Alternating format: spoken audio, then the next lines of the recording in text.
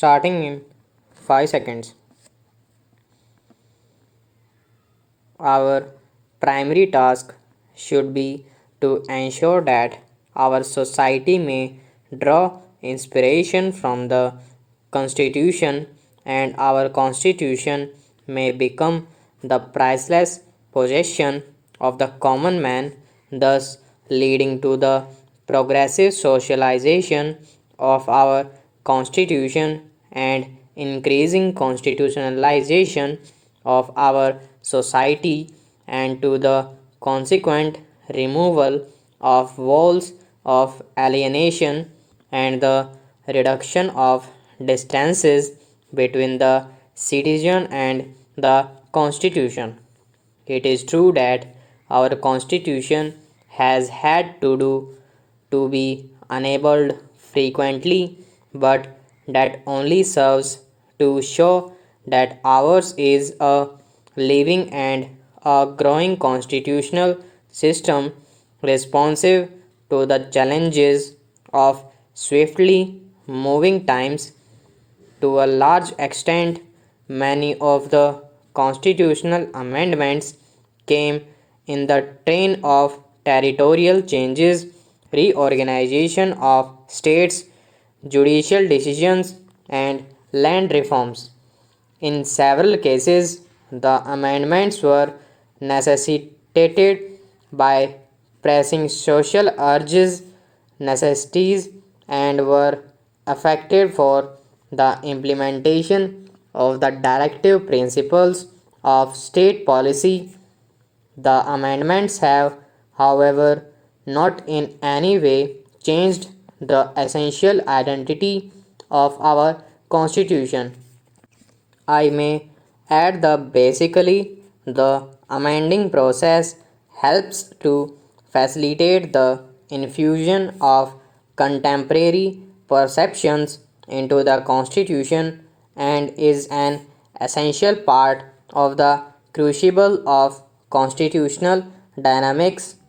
The relative flexibility of the our constitution is indeed its greatest strength, preventing it from becoming an intolerable milestone around the neck of each successive generation and at the same time enabling it to renew and reinforce itself.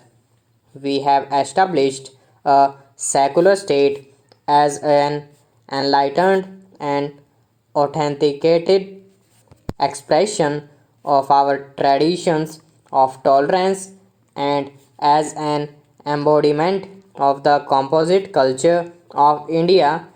The Constitution decrees that the state should honor all religions without preferring or promoting one at the cost of another, and at the educational, linguistic, and cultural rights of all sections of the people, thus protecting our pluralism and fostering unity in diversity and autonomy within integration. Our Constitution is sworn to protect the dignity of man, the fundamental rights guaranteed by the Constitution, and the directive principles which are reorganized recognized to be fundamental in the governance of the country constitute the core and the conscience of our free and open society striving to achieve social justice, rule of law, and equality of opportunity. No doubt we have miles and miles to go and many promises to keep, and we have many difficulties to surmount around us. Democracy is the pulsating passion of our Constitution. It is in the name of the people that the Constitution was made and proclaimed, and it is the people it seeks to enthrone in the sovereign seat of power.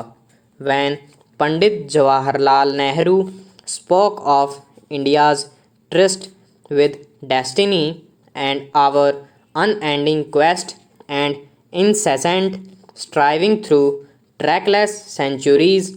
He thought of the people of India marching onwards and from one milestone to another.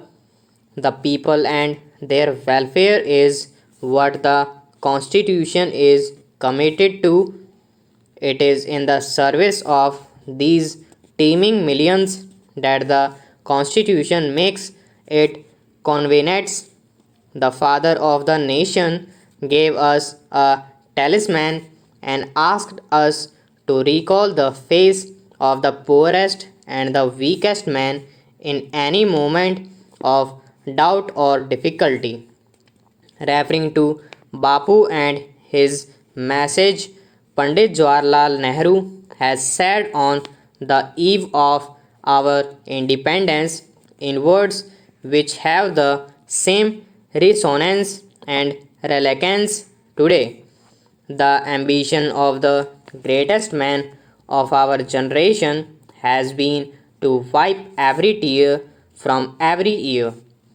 I that may be beyond us, but as long as there are tears and suffering, so long our work will not be over. And that is the pledge which tolls and reverberates for us continually. And that is the pledge we must rededicate ourselves to redeem.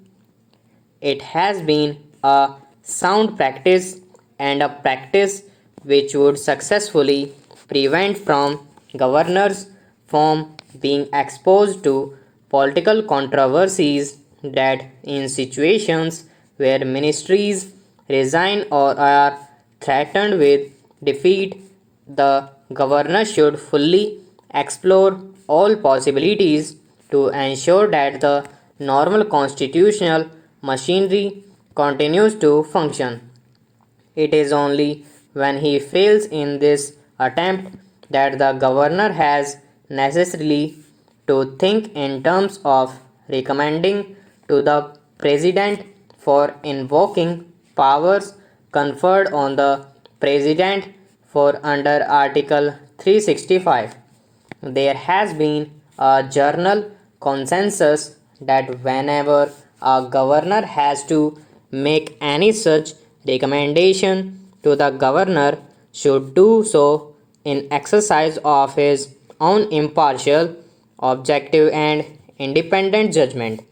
You are all aware that during the last several years it has been the practice to lay before Parliament the reports of the governors to the President, setting out the reasons weighed with them in recommending action under Article 356.